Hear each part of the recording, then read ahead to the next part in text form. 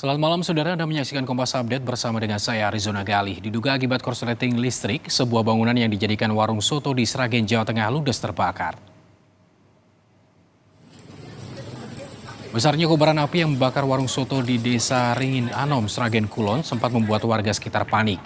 Banyaknya bahan kayu dan kencangnya angin membuat api kian membesar dan menghanguskan bangunan warung soto tersebut. 5 unit mobil pemadam kebakaran dan 1 mobil BPBD Sragen diterjunkan untuk memadamkan api. Tidak ada korban dalam kebakaran ini.